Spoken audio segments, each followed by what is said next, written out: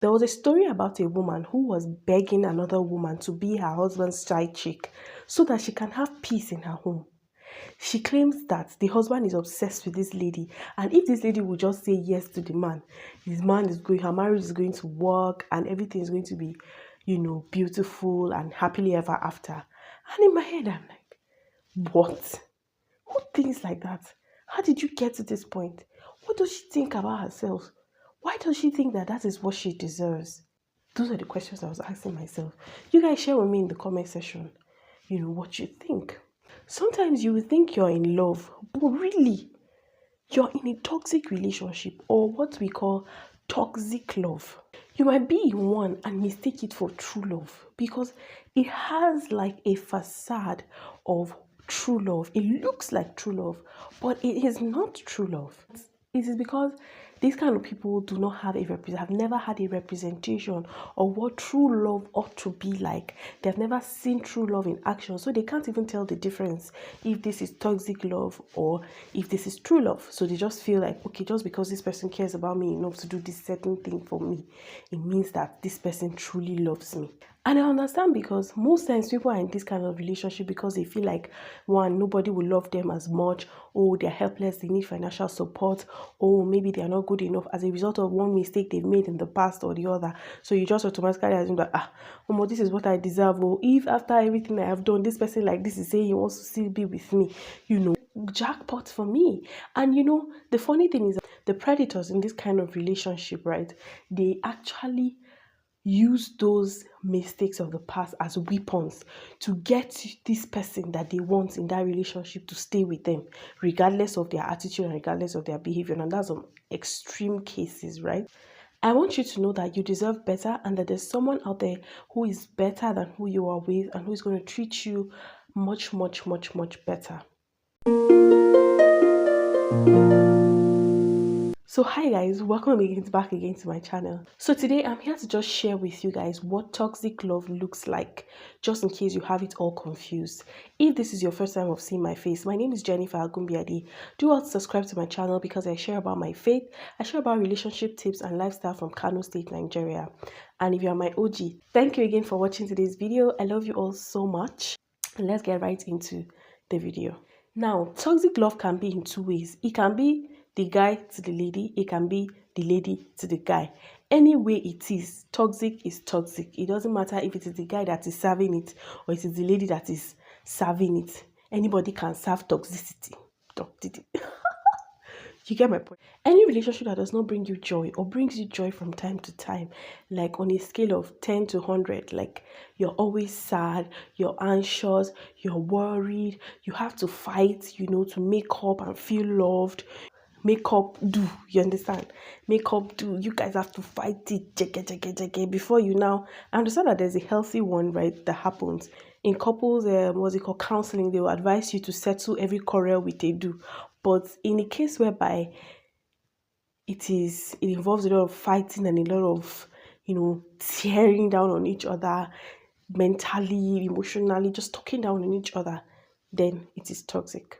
Now, in this kind of relationship, the person does not respect the other person's feeling. He does not regard it. What she say or what he says doesn't really matter.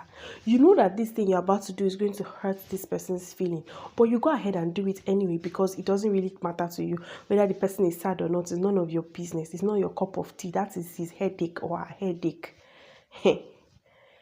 You are serving toxicity or you are receiving it. I don't know which position you are.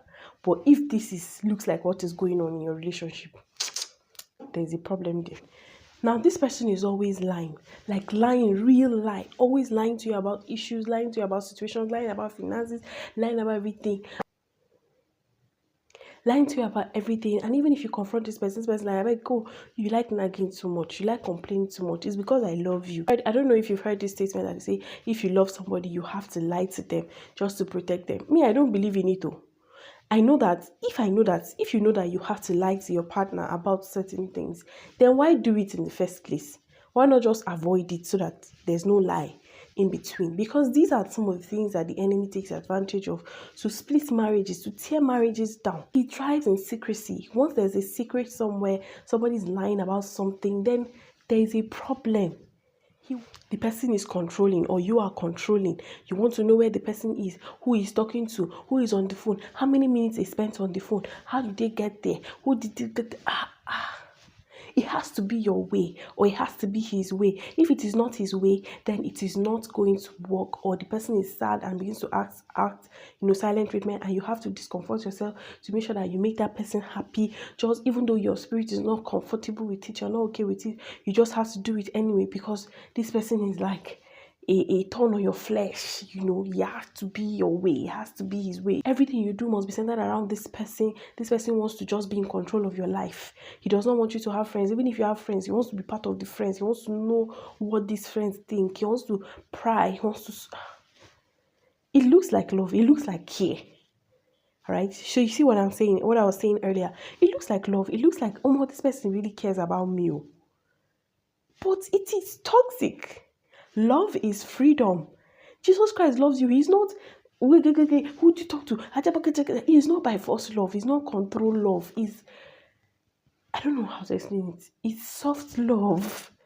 Free love. Jesus Christ said, He said, I put before you today life and death, but I pray that you choose life. He did not say life is what you must choose. That is what I want for you. Say, henceforth, therefore, that is what you want. That is not love.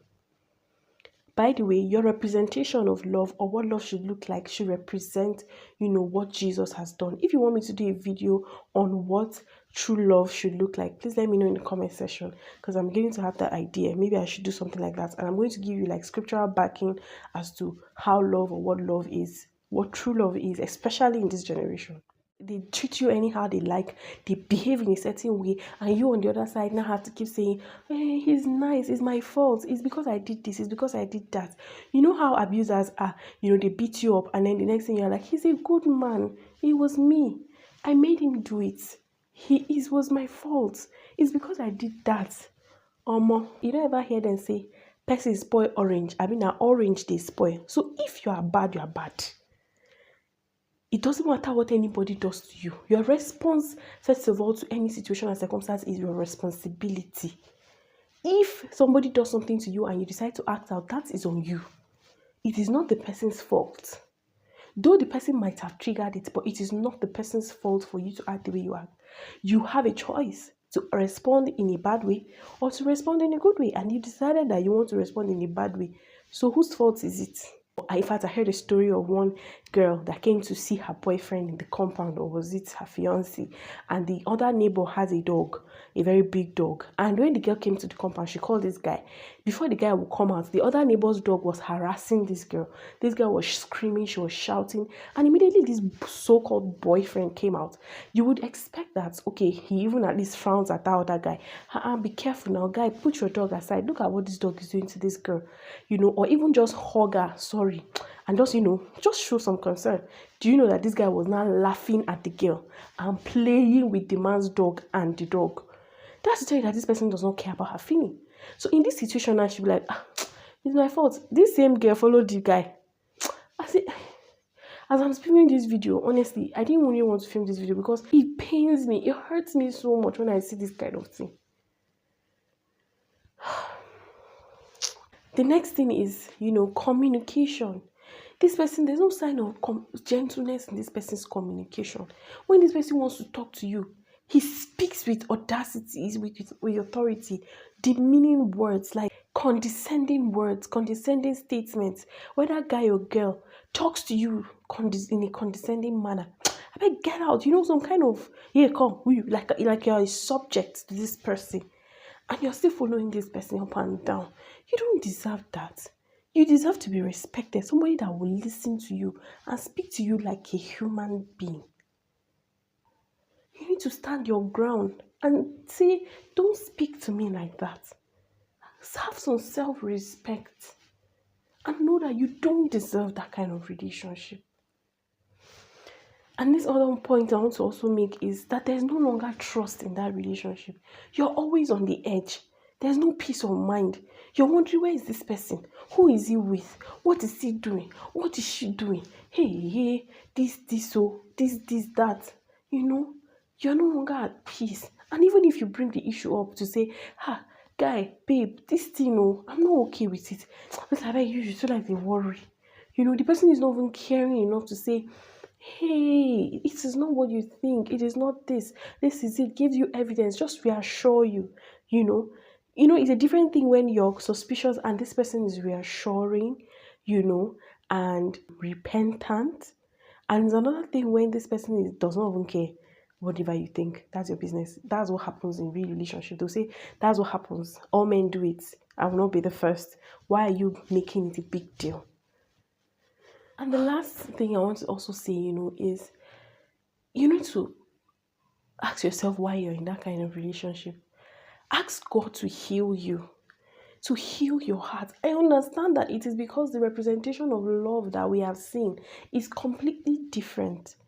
It is not true love. What they preach on social media, what they sing in songs, love has become more physical than it is, than it is about character and behavior. It is now about physical attraction. I love you, you show your this, I love you, do this. It has become so material rather than behavioral. So I don't know, just reevaluate that relationship. And I also want you to ask God to heal you. If you're in that kind of relationship, just pray that God will heal you. And if you need anybody to talk to, my Instagram handle is up here. Just chat me up on Instagram. One thing God taught me in this season of my life is that there's always something better for you. There's always someone better. Just in case you think that you're about to lose the best thing in your life, God will shock you and bring something better for you. To you, I pray and I ask, oh Holy Father, that there be healing for anyone that is hurting. That whoever it is that this video is for, that is cursing pain, that is in pain, that Lord, you will heal.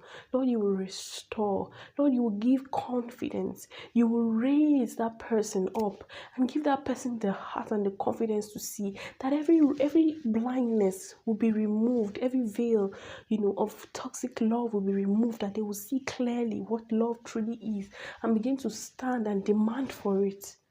I pray this in Jesus' name. Thank you guys for watching this particular video. I'll see you guys again in another video. I love you all so much. Thank you and bye.